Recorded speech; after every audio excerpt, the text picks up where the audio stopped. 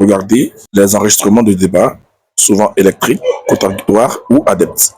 Modification, c'est-à-dire qu'il y a de nouveaux électeurs qui interviennent dans le corps électoral et donc ils doivent être pris en compte sur la liste électorale dans le cadre d'une révision de liste électorale. C'est ça qui est la mutation.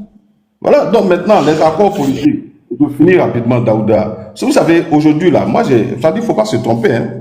Vous avez l'article 73, qui est l'équivalent de l'article 48. Mais l'application de l'article 73 est prévue par la Constitution elle-même. Je crois qu'il y a des juristes sur le plateau, il y a le frère tonton Guizot que je n'ai pas vu il y a longtemps. L'application de l'article 48, là, est prévue par la Constitution. Lorsque le pays, l'intégrité du pays n'est plus garantie, lorsque le fonctionnement donc, des institutions est empêché, lorsqu'il y a menace de guerre ou autre, alors le président de la République peut prendre des décisions exceptionnelles tout en informant l'Assemblée nationale. Mais est-ce que dans le cadre actuel, est-ce que l'application ou les conditions de l'application de l'article 36 sont réunies? C'est ça qui est le véritable problème. Donc même s'il y a un accord politique, le président de la République ne peut pas se saisir de l'article 73, alors il aura violé la Constitution, puisqu'aucune condition n'est réunie aujourd'hui pour qu'on applique l'article 73. Merci Kokora. On va essayer d'avancer. Voilà, je pense qu'on s'est tous compris. Oui. Oui, Flavio. Sur ce point-là, à plusieurs reprises, je pourrais même retrouver ces vidéos-là où Kubia lui-même s'exprime. Il dit que la CEI fonctionne sous deux pieds, le code électoral et les accords politiques. Autrement dit, si un accord politique intervient, la CEI va endosser la décision de cet accord-là tout simplement. Je sais pas, toute cette théorie-là, je sais pas pourquoi il la développe. Un accord politique suffit pour inscrire le président Tidiane Thiam, le président Gbagbo. S'il y a accord politique, ça sera contraignant pour la CEI. Et M. Kubia l'a dit à plusieurs débats, à plusieurs, j'allais dire, rencontres. Et si je retrouve la vidéo, je vais te la faire jouer où il répète cela.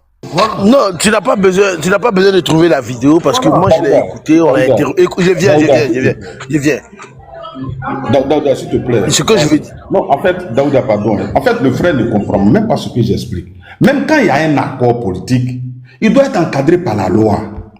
Par exemple, les accords de l'INA Makosi et autres là ont été encadrés par la loi. La nomination, par exemple, du Premier ministre. Mais ça s'est fait dans l'ambassade, donc il y a un territoire ivoirien. Tu vois. Et quand on demande que les bédiers soient dans la course, il faut maintenant prendre, ça c'est un accord politique. Maintenant, le président, il regarde la Constitution, il dit voilà l'article qui me permet d'appliquer l'accord politique. C'est ce qu'il est temps de t'expliquer. Mais quand tu regardes dans notre Constitution aujourd'hui... En fait, Kokora, tu es en train de partir trop... Kokora, tu vas trop loin. Ce que je veux lui dire simplement, tu as vu le vice-président du PDCI, le vice-président du PDCI qui est rentré au conseil, à la CEI là. C'est quand il y a eu accord politique. Lorsqu'il y a eu accord politique, il a fallu d'abord modifier la loi avant qu'il ne puisse aller. C'est ce qu'on est en train de t'expliquer. Depuis là, tu ne comprends pas. Parce que même si aujourd'hui là, l'opposition il s'asseye avec le parti au pouvoir pour dire bon ok, on va mettre tout le monde sur la liste, mais il va falloir modifier d'abord la loi. Ça c'est pas systématique. Ça passe pas comme couteau dans beurre. C'est pourquoi il dit ne nous attardons pas sur ça. On n'a qu'à avancer. Comme il y a 3 personnes qui sont montées, ne bloquons pas la parole. Laissons-leur aussi le temps de s'exprimer. Peut-être qu'on pourra avoir d'autres éléments de réponse avec leurs différentes prises de parole. Voilà.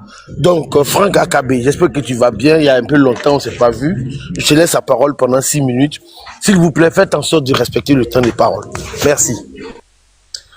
Ok, salut Daouda. De toute façon, je ne serai pas long. J'avais dit la dernière fois même que je voulais faire on devait s'appeler pour faire un petit poteau là. Je pense que même il est même encore plus urgent même maintenant. Mais je t'appellerai après. Concernant le sujet du jour, c'est le sujet qui concerne la marche de l'opposition. Donc le Front commun, PDCI, RDA, PPACI. Et on a vu aussi le ministre Afin N'Guessan aussi rejoindre la marche. Nous, on ne peut que se réjouir de que cette marche-là puisse ait lieu et que la mobilisation soit forte. Ce qui nous aujourd'hui, ce qui arrive, la pensée qu'on a, c'est qu'on se demande pourquoi on ne pourrait pas faire l'économie. En parlant d'économie, je vais faire l'économie. l'économie aussi, de ne pas reprendre les différents arguments qui ont été donnés aussi par les autres. Pourquoi on ne pourrait pas se faire l'économie de toutes ces marges, de tous ces remue-ménages éventuels? Je dis bien éventuels parce que jusqu'à présent, l'opposition a été correcte.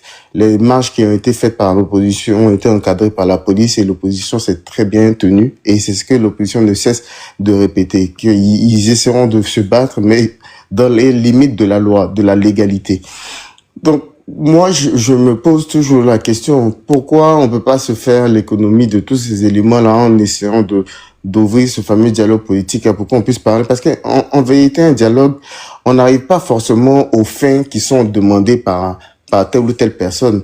Et c'est pour ça que tout à l'heure, Kokora a égrené le chapelet des différentes demandes de l'opposition, mais c'est comme toute chose. On va dans une négociation, et puis dans une négociation, on met souvent la barre haute pour pouvoir essayer d'avoir, on dit qui peut le plus, peut le moins. On discute, et puis à partir de ces moments-là, il y a des éléments qu'on va évacuer tout de suite, parce que forcément, ce n'est pas pertinent. Il y a des éléments qu'on va évacuer tout de suite, et puis il y a des éléments sur lesquels on va pouvoir partir. Mais là où je rejoins pas, il y a un des intervenants qui a dit tout à l'heure que lorsqu'on voit la mobilisation, on peut se dire que les différents partis d'opposition pourraient mettre une personne et puis soutenir cette personne pour que cette personne puisse aller compétir. Moi, ça me dérange pas forcément, hein, franchement, parce que moi, je veux qu'il y ait une élection. Je veux qu'il y ait un choc de candidature, je veux qu'il y ait un choc programmatique, même si là, le temps est très court pour faire un programme commun. Je veux qu'il y ait un choc pour que les Ivoiriens puissent regarder 2 éléments, 3 éléments, 4 éléments et puis choisir. Mais quand on dit qu'il faut forcément que les autres puissent changer leur candidat et puis partir avec une autre personne, bon, peut-être que c'est parce que on se dit que c'est une fatalité. Donc, on leur propose ça. Mais je dis aussi pareil, le RHDP aussi, depuis le RHDP, RDR avant, quand leur candidat était éliminé de la course électorale, ils n'ont pas changé de cheval de course. Le cheval de course n'a pas été changé. Et même, j'en veux pour preuve, les différents éléments même que le président a dit tout à l'heure, a dit pour pouvoir rempiler, on va dire qu'il repartait sur une 4e candidature. Mais vous l'avez entendu tous comme nous dire que c'est parce que il faut qu'on soit garant, il est garant de la stabilité, même que ça a été rétorqué même par Arthur Banga devant le ministre Maratou Touré, garant de la stabilité par rapport aux différents éléments, que ce soit sécuritaire et économique, etc., le contexte, on va dire géopolitique, mondial, le contexte économique mondial, le contexte sécuritaire, etc. Pour ces éléments-là, il se trouve le meilleur parti pour pouvoir garantir la stabilité de tous ces éléments-là. Mais à un moment donné, quelqu'un peut pas être l'alpha et l'oméga.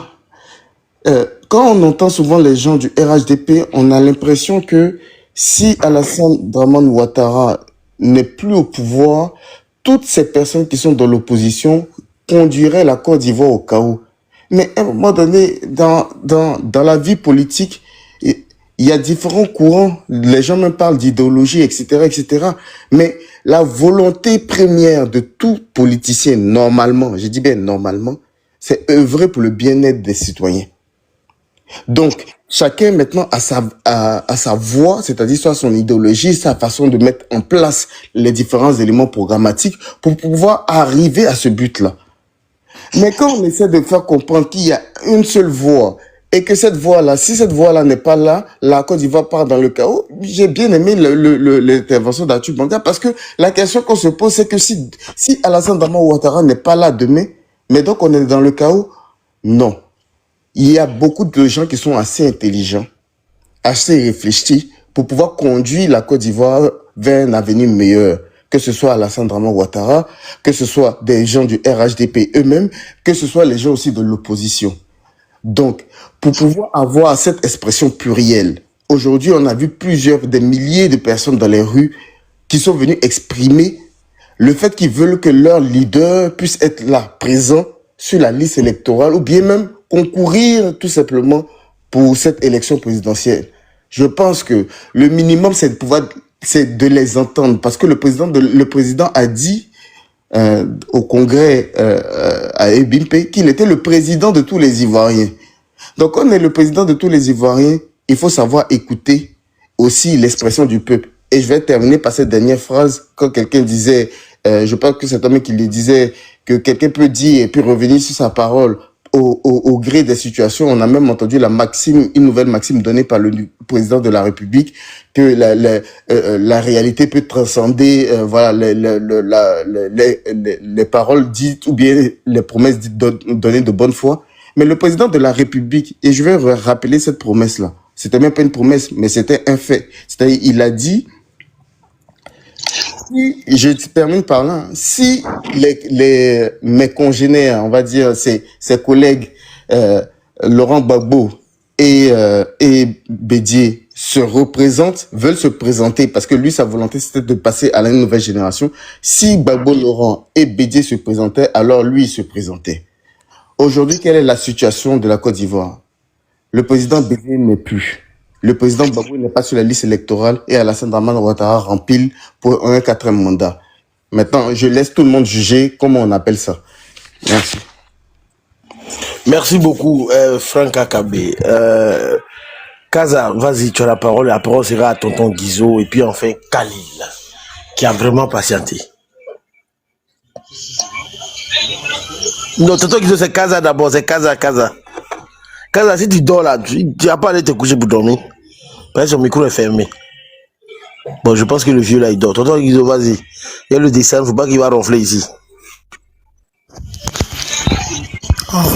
Bonsoir.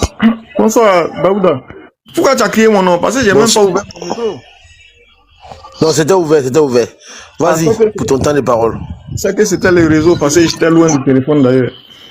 Alors, je dis pour commencer, bonsoir à tout le monde. Et Kokora, vraiment, j'ai insisté pour monter parce qu'il y a longtemps que je t'ai salué, il y a longtemps vraiment que j'ai eu de vive voix à te parler.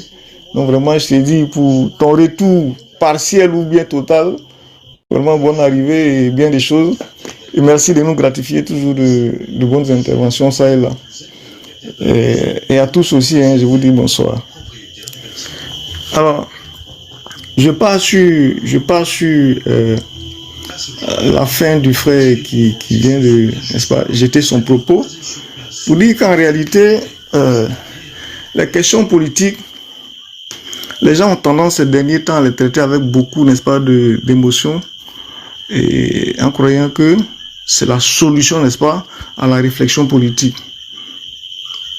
Mais pas du tout. Quand Daoud a dit que la pensée ou bien, n'est-ce pas, la prise de position peut évoluer en raison des circonstances qui s'opposent à nous à un moment donné, effectivement, ça arrive dans la vie de tout le monde. Vous vous rendrez compte que le président Ouattara, premièrement,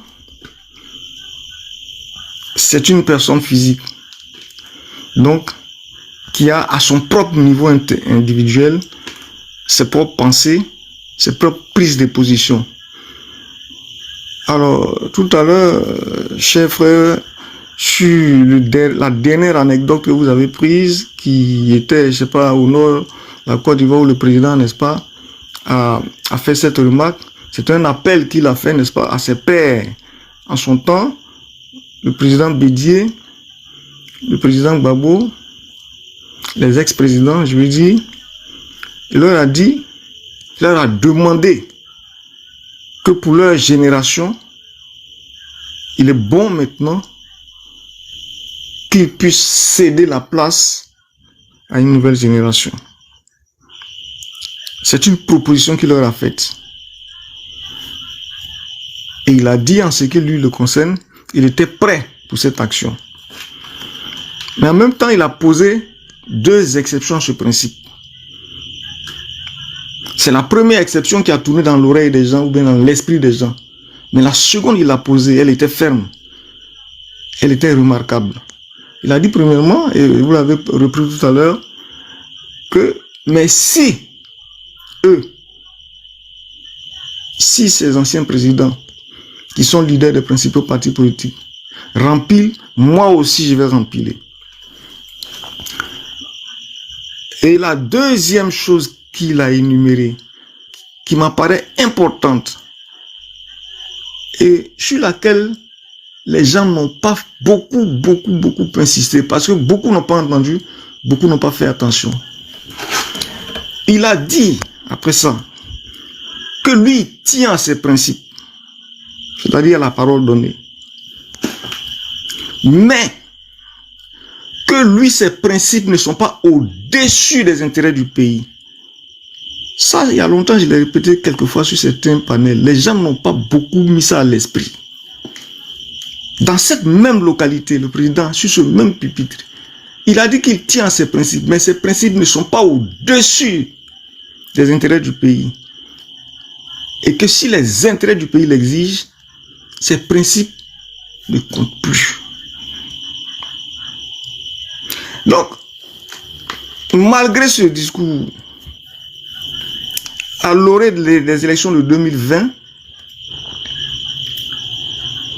malgré tout ça, malgré tous ces mécanismes, malgré toutes les exceptions qu'il a posées, malgré le fait que le président Bédié voulait rempiler, malgré le fait que les partisans du président Gbagbo voulaient, quoi qu'il ne soit pas encore en Côte d'Ivoire, voulaient le faire inscrire sur la liste de départ des candidats à la présidence, le président Ouattara quand même s'est engagé à céder la place à une plus jeune génération. Et sous son instigation, sont partis à désigner le candidat en son temps pour l'élection présidentielle. Il a argumenté au congrès de son parti, il a insisté pour dire s'il vous plaît, laissez-moi partir parce que le travail du président de la République est contraignant et il est temps maintenant, j'ai travaillé pendant plus de 50 ans, il est temps maintenant que je consacre un peu de temps à ma petite famille et à mes petits-enfants. Mais quelque chose a trahi son idée. C'est que lorsqu'il a été effectivement détaché et que le RHDP a eu en son temps son candidat qui était Monsieur le Premier ministre Amadou Gon, le président a trahi un secret. Il a dit qu'il y a des fonds souverains qui l'attendaient après sa charge présidentielle et que ces fonds-là, il allait partir les gérer. Donc le monde l'attend pour gérer des fonds ailleurs. Donc en réalité, il ne va pas se reposer.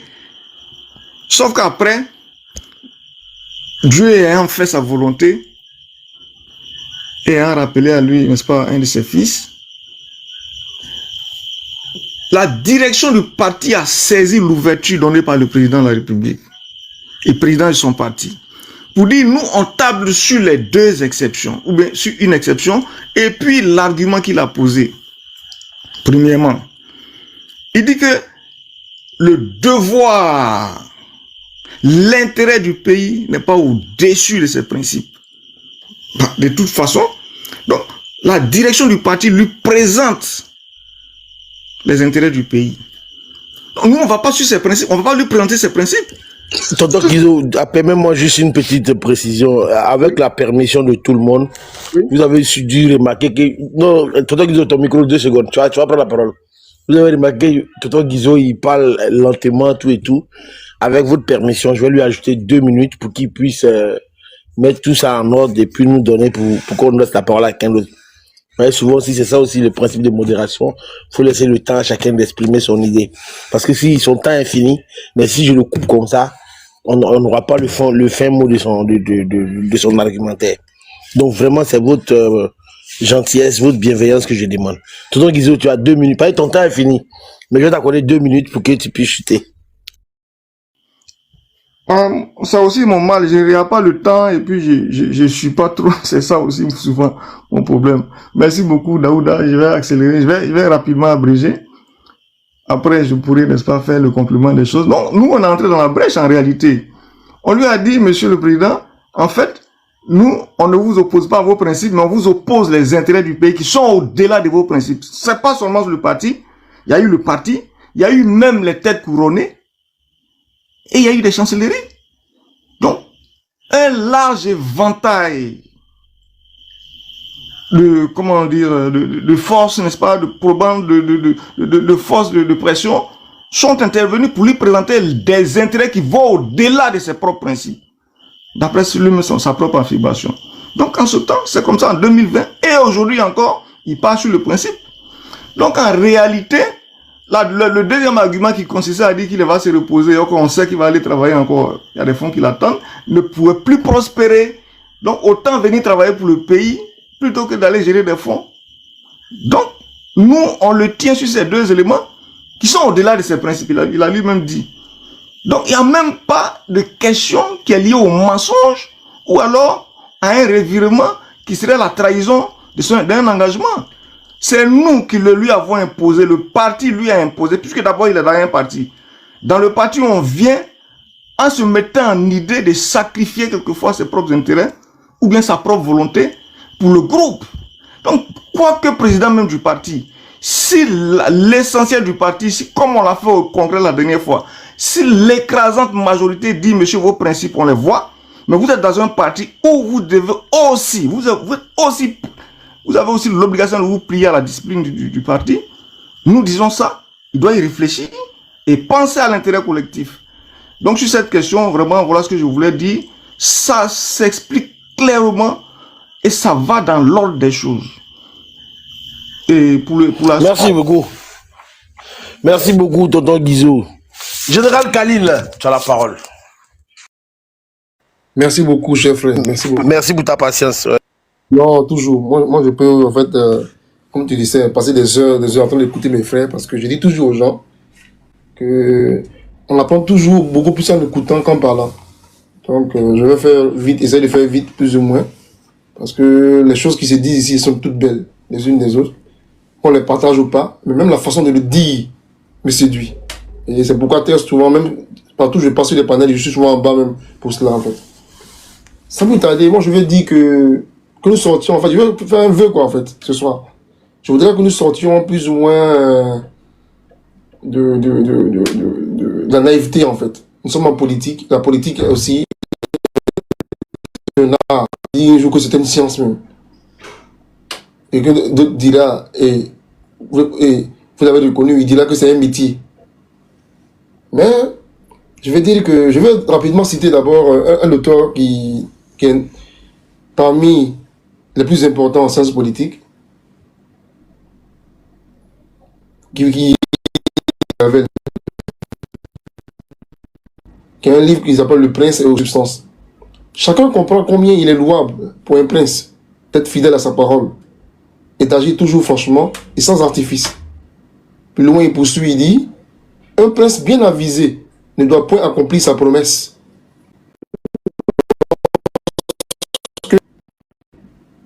Et que les raisons qui l'ont déterminé à promettre n'existent plus. Tel est le précepte à donner, c'est-à-dire le conseil à donner. Il continue. Et il reconnaît lui-même qu'il ne serait pas bon, sans doute, ce précepte-là, ce conseil-là, c'est pas bon. Si tous les hommes étaient des gens bien, mais comme ils sont méchants, et qu'assurément, ils ne vous tiendraient point leur parole, pourquoi devriez-vous leur tenir la vôtre? Je m'arrête là d'abord. Nicolas Machiavel, Le Prince, chapitre 18. Je vais dire quoi en français facile, comme on dit chez nous à Abidjan. Que tout à l'heure, tonton Guizot a essayé d'expliquer effectivement le monsieur. Quand il parle, les gens n'écoutent pas très souvent quand il parle. Mais sans faire n'est-ce pas, de lèche-botte, effectivement. Je veux dire quoi? C'est que les raisons pour lesquelles quelqu'un fait une promesse, lorsque n'est-ce pas, le contexte change, pourquoi voulez-vous graver dans du marbre, effectivement, cette promesse-là, cette parole-là dans du marbre, alors que le pays a un contexte mouvant? Ce n'est pas là un mensonge. Peut-être qu'il y a un problème de lexique, effectivement. C'est pas un mensonge. Le mensonge consiste à dire une contre-vérité. C'est-à-dire, au moment où tu dis là, où tu l'as dit, où tu l'as proféré, cette phrase-là, elle est fausse. Mais dire que je suis fâché contre mon mari ou ma femme, parce qu'il m'a trompé, ou il a posé un acte qu'il n'a pas apprécié, je suis fâché, je ne veux plus te voir. Et puis après, parce que Daouda m'a vu, parce que Serge m'a vu, parce que Kokora m'a vu, et j'ai compris que j'avais, n'est-ce pas, dit autre chose, par exemple, ou bien, au moment où je disais ça, j'étais fâché naturellement, c'était de bonne foi. Et puis après, je reconsidère ma position. Est-ce que j'ai menti? Assurément non. C'est pourquoi je dis qu'il y a un problème de lexique, en fait. Mais ce serait en fait un crime de lèse-majesté que de supposer un seul instant de ma vie que Serge ne sache pas faire la différence entre cela, en fait. Il sait très bien, mais c'est de la politique. C'est pourquoi j'ai fait tout à l'heure exprès de citer Machiavel tout à l'heure. Machiavel n'est pas immoral. Il milite dans ce sens pour que la morale n'intervienne pas dans la politique. Ça, je n'aime pas très souvent ça. Il est beaucoup plus derrière Saint-Augustin et d'autres personnes. Je sais très bien parce que je le pratique sur les panels. Mais je vais dire quoi fondamentalement ce soir aux gens. C'est de dire que tout à l'heure, j'ai écouté toute une litanie de propos, j'allais dire, faussement obséquieux, admiratif, n'est-ce pas, à l'endroit du président Ouattara, mais qui en réalité, lui, envoie, il a dit, le couteau dans le dos. Pourquoi je dis c'est un équilibrisme déroutant? Pourquoi je dis ça? Regardez. Ils disent que, comme le monsieur a dit telle chose à telle date, et donc vous ne voudrez pas qu'il soit candidat aujourd'hui. Mais poursuivons, n'est-ce pas, l'exercice. Et c'est ce qu'a fait Mamadou Koulibaly la dernière fois sur NCI. Poursuivons. Si quelqu'un m'a dit, la vidéo est disponible sur YouTube, il dit ceci. On lui demande, est-ce qu'il voudrait, n'est-ce pas, faire la politique en Côte d'Ivoire? Il dit ceci. Il dit non. J'ai été guéri du virus de la politique par le coup d'État. Et vous voyez que c'est un très bon remède contre la politique. Tidam dit que le coup d'État, là, n'est-ce pas, lui a enlevé, lui a retiré toute volonté même de faire la politique. Il est guéri du virus. Pour lui, faire la politique, c'est, n'est-ce pas, c'est être atteint d'un virus. C'est pas bien méchant quand il le dit, mais on comprend, en fait. Mais pourquoi est-ce que, n'est-ce pas, Flavio, ou ceux qui viennent de parler ne diraient pas à Tidam Thiam, non? Tu as dit ça hier. Et comme tu l'as dit hier, il serait donc de mauvaise loi que tu veuilles être candidat aujourd'hui. Ils ne le diront pas. C'est là que intervient la mauvaise foi. Mais c'est la politique, hein. C'est la politique. D'où ma citation tout à l'heure de Machiavel, en fait. Je poursuis aussi sur Dolan Babo.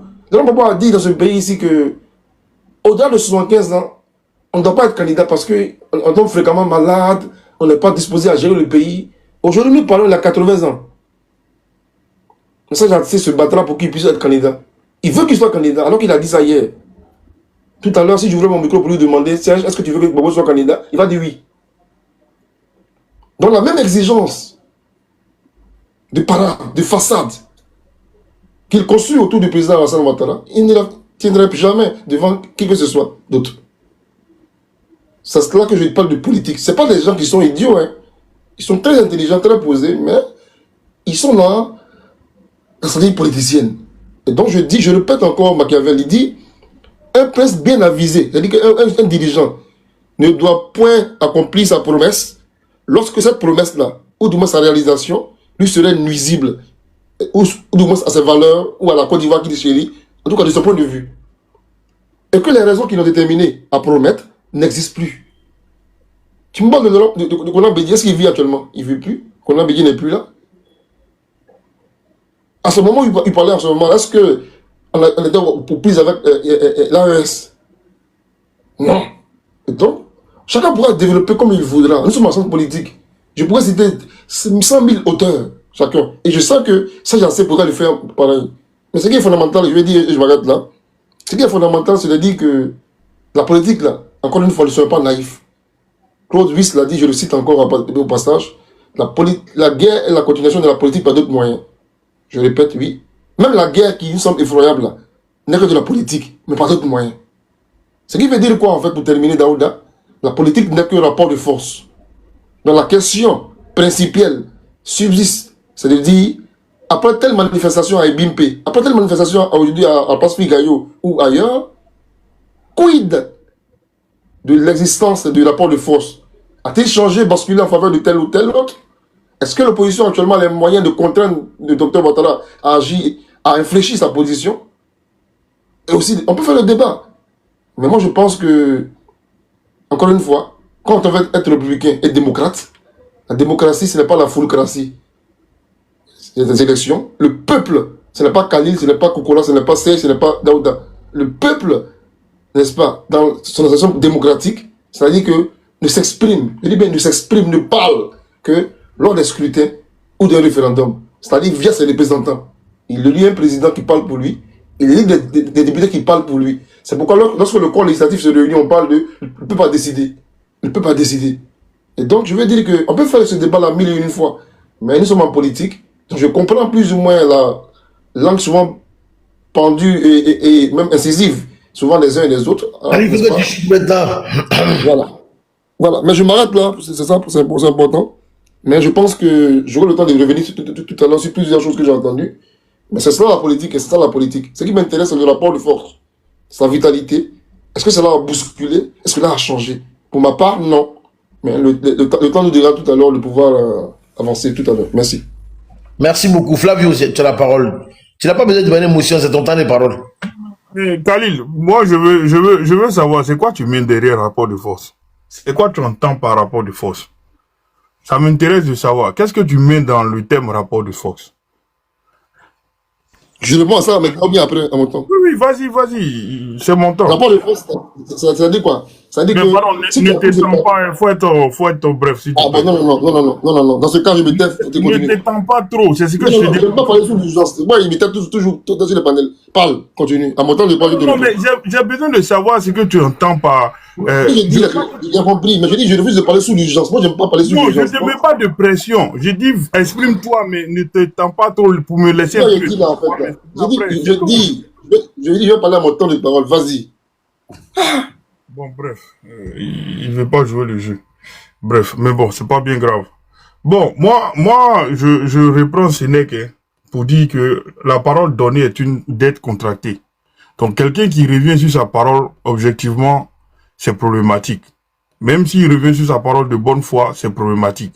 Je pense que vous qui êtes là, si vous signez un contrat à plusieurs millions d'euros, ou plusieurs millions de francs CFA, ou milliards de francs CFA, et que votre...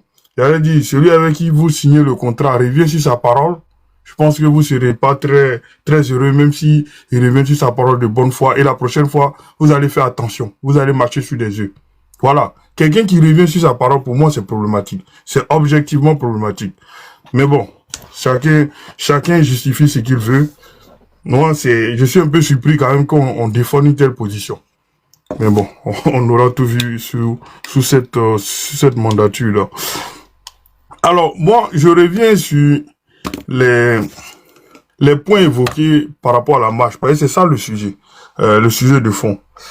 Alors, la demande d'inscription des leaders politiques donc sur la liste électorale là, bon, on me dit que c'est pas possible, qu'il y a aucune loi. Bon, moi, j'ai entendu plusieurs fois qu'UBN nous dit que la CI marche sur deux pieds, le code électoral et les accords politiques. En cas d'accord politique, elle tiendra compte de la décision issue donc de cet accord-là. Donc pour moi, s'il y a accord politique, le président peut prendre un décret et puis la CEI va exécuter derrière. Pour moi, hein. Après peut-être que je me trompe, mais pour moi objectivement, il n'y a pas de débat là. Le vrai sujet, c'est l'accord politique. Ça, c'est mon point de vue. Bon, je vois c'était en train de se marrer, mais moi, c'est mon point de vue.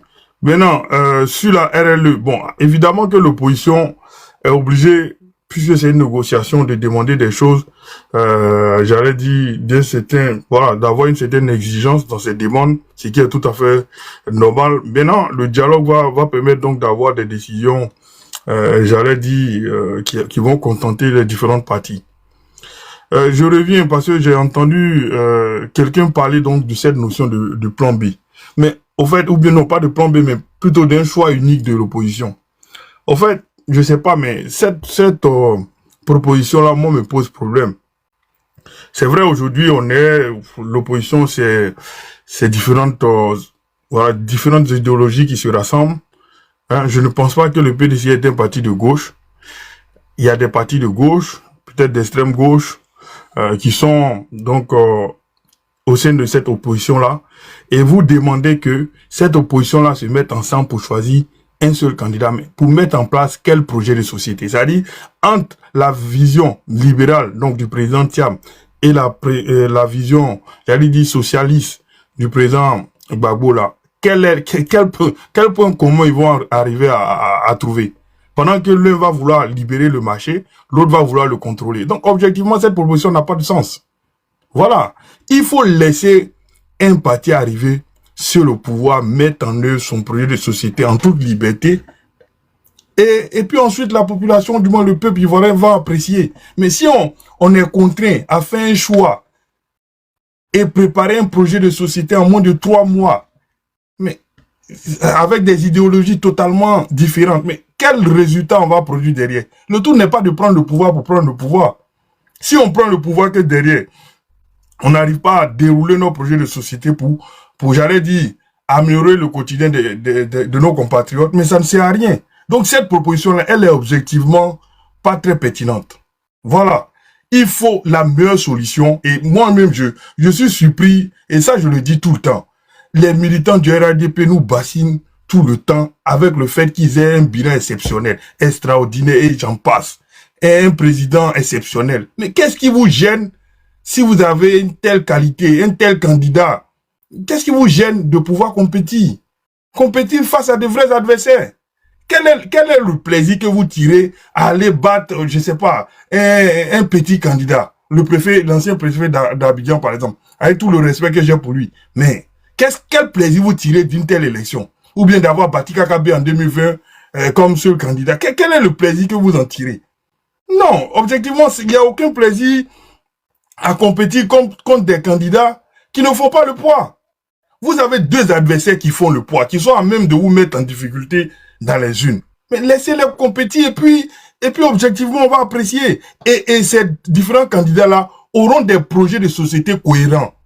Voilà, ils auront des projets de société cohérents qui pourront donc mettre en œuvre s'ils arrivent au pouvoir. Mais si vous les obligez à se mettre ensemble à moins de 3 mois des élections à faire un programme de société de dernière minute, mais évidemment que ce programme de société-là ne va pas conduire à quelque chose d'intéressant. Alors, j'ai entendu dire que... Flavio, ton temps est fini, mais je t'accorde encore... Pardon, leur temps est fini, tu les as laissés parler. Donc, tu vois comment tu m'agresses? Tu me laisses même pas parler. Non, mais je c'est ça, en fait, écoute-moi. Ton agressivité, là, c'est pas nécessaire. J'ai juste dit ce que je m'apprêtais à dire, là. Il dit ton temps est fini, mais je vais t'accorder 1 minute pour que tu puisses mettre tout ça. Accorde-moi 2, c'est trop. 1... Non, il y a trop de personnes. Ça varie. Vas-y, on va couper la poire en 2. 1 minute 30 secondes. Voilà, bon, allons-y. Bon, merci. Bon, j'ai entendu... Moi, j'aime bien son éloquence, le tonton Guizot, et puis il a une façon de s'exprimer assez, j'allais dire, comme un professeur ou un enseignant que j'apprécie bien. Mais deux fois, ses arguments, moi, je les trouve contestables. C'est-à-dire, quand il dit que le parti du président, des têtes couronnées, des chancelleries se sont réunies pour appeler le président Alassane Ouattara à être candidat. Pour moi, un tel argument-là n'est pas valable. Ce cinéma-là, tous nos leaders sont capables de le faire.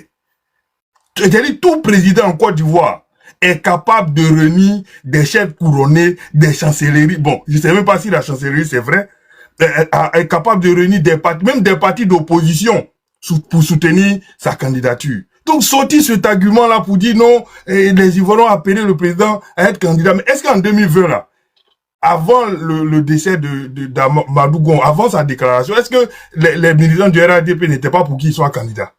Ils étaient pour qu'il soit candidat, mais il a pris une décision. Voilà, donc, c'est seulement arrêter de sortir de tels arguments. Parce que ce sont excusez-moi, mais ce sont des arguties, ça ne tient pas. Objectivement, ça ne tient pas. Voilà. Bon, je m'arrête là-dessus. Pour mon temps est fini. Merci. Merci beaucoup à toi, Flavio. Avant de donner la parole à Serge Assé, j'aimerais juste faire une précision pour ne pas qu'après Serge Assé m'accuse de faire de l'arbitraire parce que je ne suis pas homme encore un peu complexé. J'ai entendu ici ce panel-là, ça c'est mon ami et frère Akabe qui l'a dit que non, on peut pas, les partis là peuvent pas se mettre ensemble en répondant à Abbas. Et il disait que en son temps, Ouattara, le RDR n'a pas pris de plan B. Mais il est important de rappeler à la mémoire collective. Et je pense que si ce panel-là, on est venu pour apprendre les uns des autres. Je veux dire, quelque part, M. Tidiane Thiam, tous ceux qui ont été écartés sur la liste électorale, M. Ouattara n'a pas eu cette chance-là. Parce que lui, il a été écarté clairement par le Conseil constitutionnel. Donc, depuis pratiquement, j'ai envie de dire, 7 mois, 8 mois, j'ai envie de dire 1 an, tout le monde connaissait sa position. Pour Laurent Gbagbo, lui, c'est depuis 2020, il n'est plus sur la liste. Donc, on pourrait trouver une solution. Pour M. Tidiane Thiam, je pense que c'est, comment on appelle ça, il y a à peine 7 mois ou 8 mois qu'il sait. Donc, en 7 mois, un parti politique de la trempe du PDCI pouvait se trouver une solution, et même l'opposition pouvait se trouver la solution parce que ton cas n'est pas arrivé jusqu'au Conseil constitutionnel qui a le dernier recours, en fait. Donc, des solutions pouvaient être trouvées. Donc, moi, je pose la question, et c'est là où je suis en accord avec Abbas. Aujourd'hui, j'ai entendu que y a eu 500 000 personnes qui sont allées manifester à Yopougon. Dieu merci. Après, d'autres personnes disent c'est 6 000, 10 000, 20 000. Quel que soit le chiffre, je pense qu'aujourd'hui, la forte mobilisation de l'opposition pourrait faire en sorte que on puisse au moins avoir un plan B. Parce que, personnellement, et ça sera moi mon narratif pour lundi. Aujourd'hui, j'ai vu l'opposition marcher, c'est bien. Mais personnellement, je ne me suis pas senti concerné. Parce que ça ne parle pas d'éducation, ça ne parle pas de santé, ça ne parle pas de vie chère. Ça parlait plutôt pour, il faut mettre lui là sur la liste, il faut mettre lui là sur la liste, il faut chasser la CEI, il faut la réforme. Voilà, ça, c'est pas moi mon problème principal. Voilà. Mon problème principal là, c'est que bientôt c'est la rentrée. Il doit scolariser ma fille dans telle école. Comment je vais faire pour qu'elle parte à l'école? Elle est toute petite. Elle va en 6e, tout et tout. Comment je gère ça? C'est ça qui est ma priorité actuellement. Voilà, c'est la petite précision que je voulais juste faire, histoire de ne pas, pour que le panel puisse tenir. Parce que si je parle pas, après le panel là, ça va se couper seul. Voilà. Ça, c'est assez. Vraiment désolé. Même si souvent tu as l'impression que je fais du 2 poids 2 mesures. Souvent, je suis obligé aussi de redresser certaines choses. Voilà. Ça n'a rien à voir avec un parti plus flagrant. Là, mec, tu assumes ta position et moi, je suis content que tu l'assumes. C'est bon, c'est gratifiant. Ok, alors... Non, je te connais dans la provocation, mais c'est pas bien grave. Ouais, tu me connais, tu sais que forcé, il n'y a pas te louper. Ouais, je sais que tu es très provocateur. Vas-y. Ok, alors, bon, vraiment, j'ai entendu des choses qui m'ont fait bondir ici. Mais bon, comme quelqu'un l'a dit, on est là pour apprendre. Donc, je vais poser la question et puis je pense que les uns et les autres pourront éclairer ma lanterne à ce sujet-là. J'ai cru entendre qu'il y a des chancelleries qui ont demandé en 2020 à ce que Alassane Ouattara soit candidat suite au décès de notre regretté Amadou Gon. Alors, j'aimerais une chancellerie, pour ceux qui savent pas, c'est une ambassade, hein. Voilà. Donc, j'aimerais savoir c'est quelle ambassade et de quel pays qui demande que une personne en particulier soit candidate. C'est quoi? Une ambassade maintenant de choisir des candidats dans un autre pays. Je pense qu'en bonne logique, on appelle ça de l'ingérence, non? Ou bien maintenant, les ambassades ont le droit de s'ingérer à ce niveau-là dans la politique ivoirienne, au point de désigner un candidat. Bon, je tombe des nues, mais bon, je pense que les uns et les autres pourront, à leur temps de parole, éclairer ma lanterne là-dessus. Alors, bon, concernant le débat lui-même, bon, on a entendu beaucoup de choses, mais je pense que pour ce dernier temps de parole-là, vous savez, il y a 2 écueils qu'il faut éviter. Le premier écueil consiste à prendre un parjure pour de la haute politique. Un parjure, c'est quoi? C'est lorsque tu donnes ta parole de façon solennelle. Et puis après, tu viens la renier. Ça s'appelle un parjure.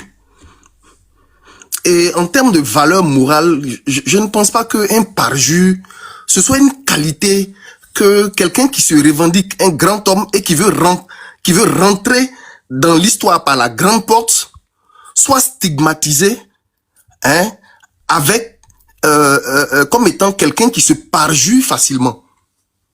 D'un point de vue moral, franchement, ça fait hérisser, ça fait peur. Voilà, que on puisse ériger le parjure en même philosophie politique. Voilà, la philosophie du parjure, c'est fort. Je vais dire, il faut vraiment le faire, quoi. Vous connaissez un pays où il n'y a jamais d'urgence? Vous connaissez un pays où il y a un moment donné où il n'y a pas forcément une urgence nationale? où il n'y a pas une situation qui nécessite qu'il y ait toujours l'intervention d'un chef d'État. Franchement, moi, je ne connais pas de pays où tout serait tellement bien, tout se serait tellement bien passé, où une seule personne aurait tellement tout bien réglé que elle peut décider que bon, maintenant, j'ai tout accompli, voilà, maintenant, je peux me reposer le 7e jour. Voilà, un peu comme un Deus Ex Machina, voilà, un Dieu suprême qui a fait le monde en 6 jours, et puis le 7e jour, il contemple son œuvre et puis il se repose. Vous connaissez un pays comme ça?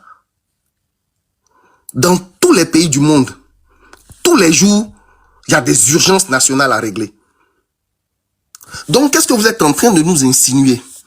Vous êtes en train de nous insinuer que, au nom d'un quelconque devoir qu'il pourra toujours soulever, donc le président Alassane Ouattara pourra indéfiniment candidater. Puisque respecter sa parole n'est même pas un frein pour lui, n'est même pas un souci. Violer sa parole n'est même pas un souci pour lui. Au nom d'un prétendu devoir, c'est-à-dire que c'est lui qui estime qu'il y a un devoir qui fait que lui viole sa parole. Parce que sinon cette urgence ou ce devoir que lui, il entrevoit là, il n'a pas discuté de ça avec le peuple ivoirien. Il n'a pas discuté de cette urgence-là avec quelqu'un.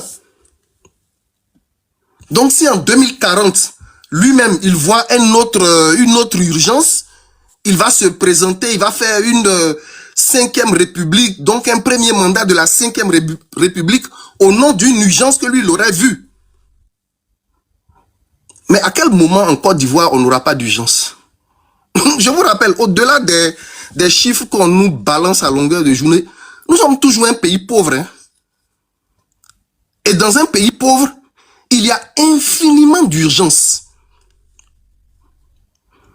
Il y a infiniment d'urgences dans un pays pauvre. Mais malgré le fait qu'il y ait des urgences dans un pays pauvre, on fixe une limitation de mandat.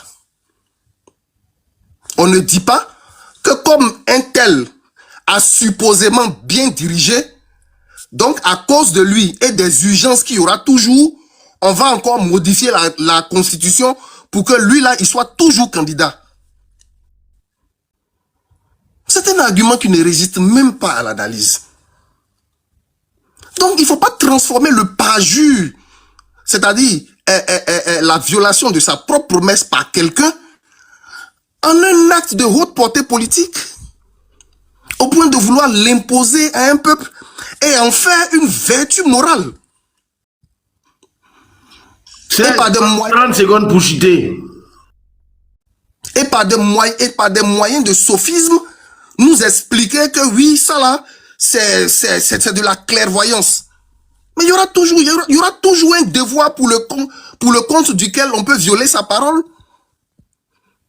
Mais on rentre dans l'histoire parce qu'on est un homme de parole. On rentre dans l'histoire parce qu'on est fidèle à ses convictions. On ne rentre pas dans l'histoire parce qu'on applique la politique de Machiavel. Donc on se renie constamment. Ce n'est même pas honorable d'atteindre une certaine stature politique au niveau mondial et puis de considérer même que c'est Machiavel qui est votre référent. Au point que vous puissiez violer vos engagements et puis trouver que c'est bon. Au nom d'un devoir que vous avez eu 15 ans pour régler et que vous avez échoué à résoudre. Franchement, ce genre de politique, c'est triste pour la Côte d'Ivoire.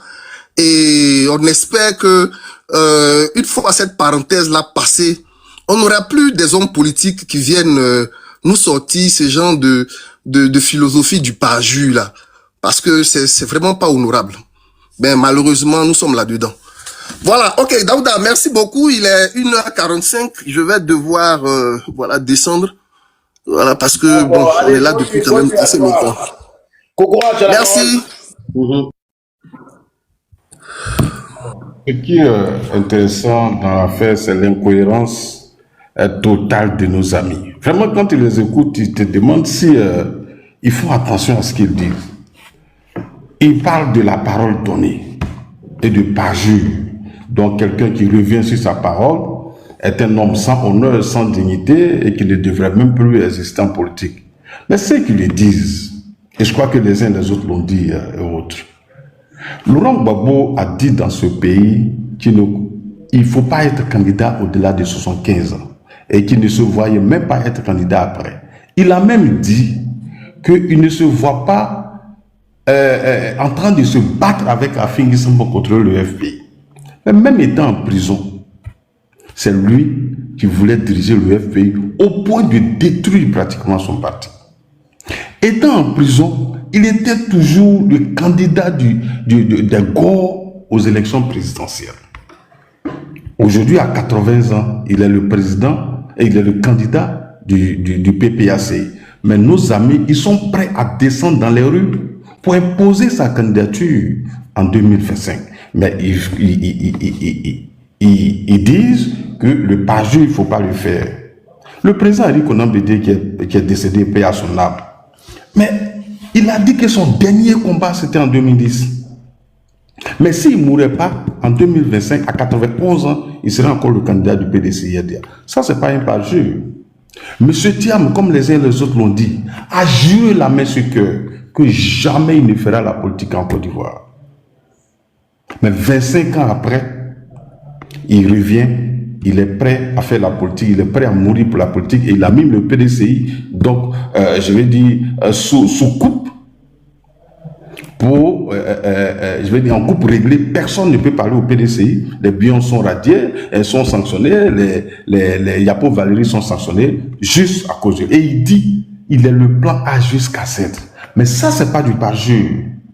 C'est Alassane Ouattara qui pratique du parjure. Donc, c'est tant est que les hommes politiques ivoiriens reviennent sur leurs paroles et qu'ils ne seraient pas dignes de confiance, je pense qu'il va falloir peut-être mettre Gbagbo de côté, Ouattara de côté, Bédié lui sort à régler le problème et Thiam de côté. Voilà. Mais vous ne pouvez pas aujourd'hui, vous êtes prêts à mourir pour Gbagbo, pour Thiam et dire que oui, Alassane Ouattara fait du parjure. Il faut arrêter. Il faut arrêter. Voilà. Donc, vous ne pouvez pas donner des leçons au RADP ni à Alassane Ouattara. Vraiment, personne ne peut nous donner des leçons. Voilà. Et le parjure, le frère, il n'a même pas, il connaît même pas la définition. Le parjure, c'est trahir son serment. Et le serment, c'est quelque chose sur lequel on jure.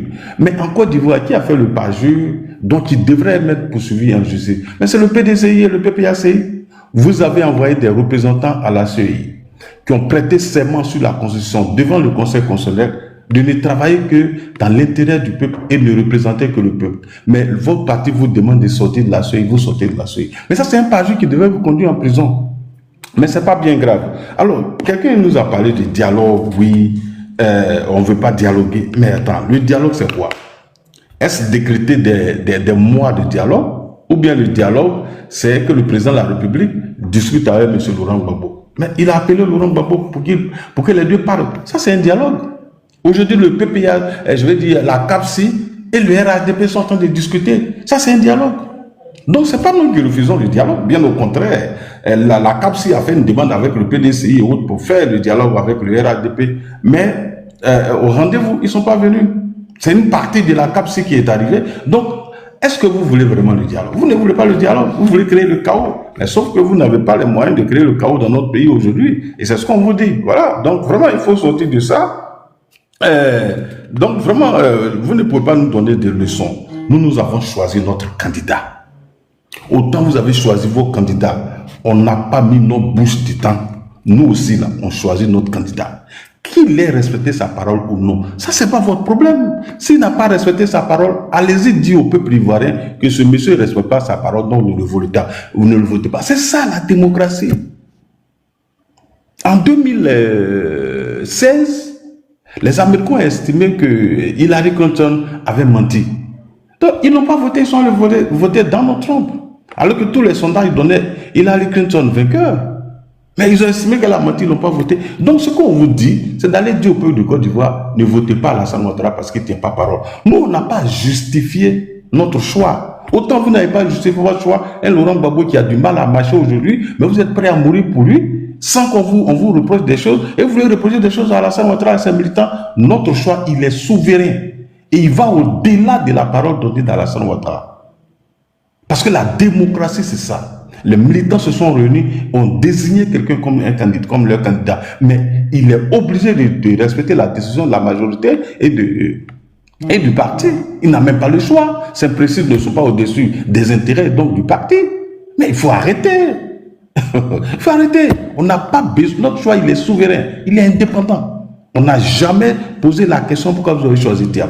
Vous les avez choisis. Malheureusement, ils ne se sont pas conformés à la loi. M. Thiam est frappé donc par l'article 48. Et c'est la loi. Il n'est pas le seul à avoir été frappé par l'article 48. Malheureusement, lui-même dit publiquement qu'il ignorait totalement l'existence de cette loi. Mais est-ce que c'est la faute à quelqu'un?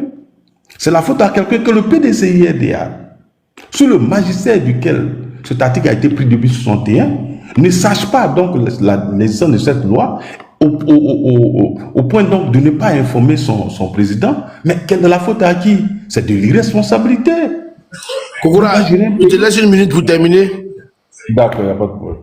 Vous ne pouvez pas prétendre diriger un pays et ignorer les lois de ce pays.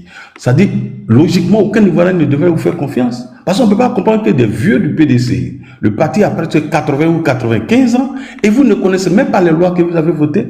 Je peux comprendre que le PPACI ne le sache pas, mais pas le PDCI et ses cadres. C'est malheureux d'avoir un parti aussi vieux, donc qui a mis des lois en place, et aujourd'hui, oublie que cette loi-là, ils les ont pris. Et ça, c'est un parti sérieux.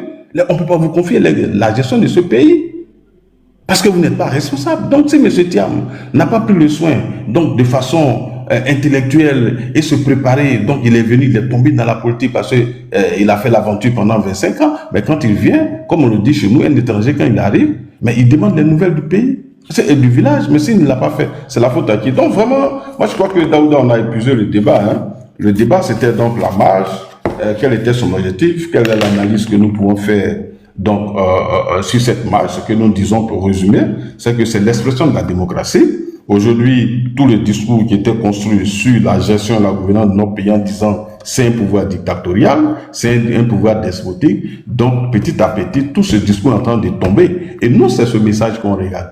Parce qu'à l'extérieur de notre pays, les yeux indépendants, détachés de nos positions partisanes, aujourd'hui voient que dans notre pays, il y a la liberté d'expression, on donne la parole à l'opposition, on lui donne de l'espace, l'opposition peut venir sur des plateaux télé comme NCI, Live TV, RTI, pour pouvoir débattre.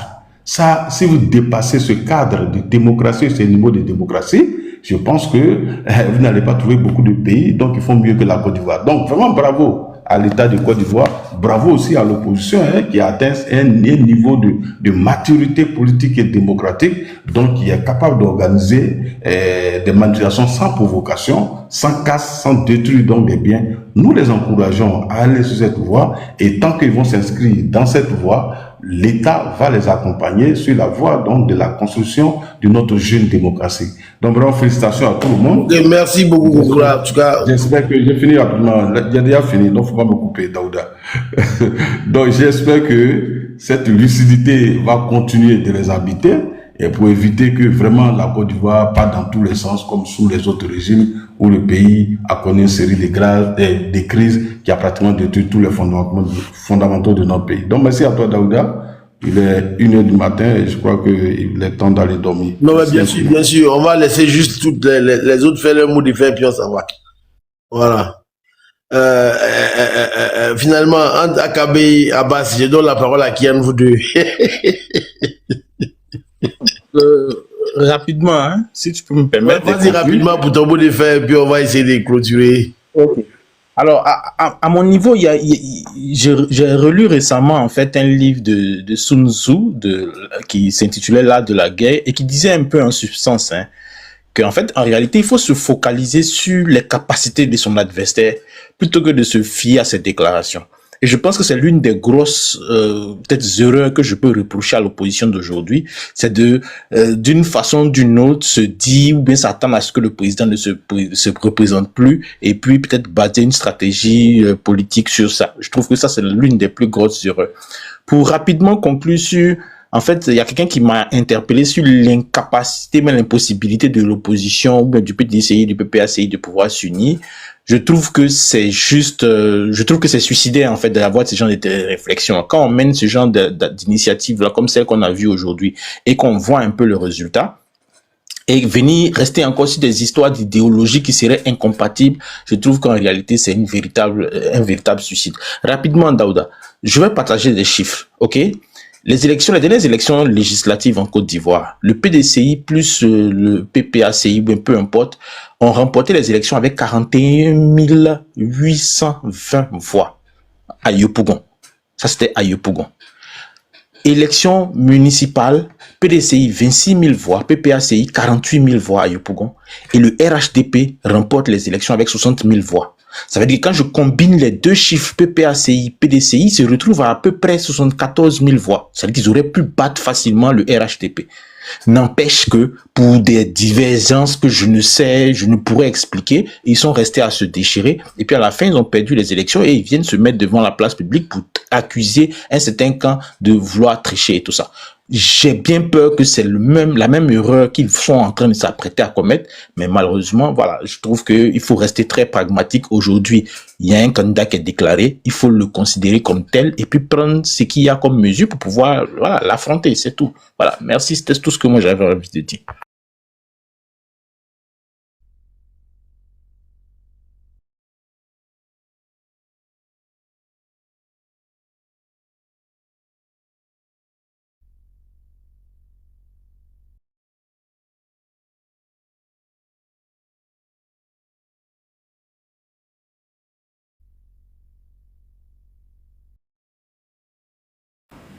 Daouda est là? Est-ce que Daouda est là? Ou c'est moi qui ai parlé? Je suis là.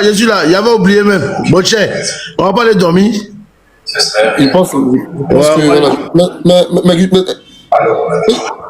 Mais Guizo l'a parlé, Guizo, il s'est exprimé? Guizo, vas-y. Ton mot de fin.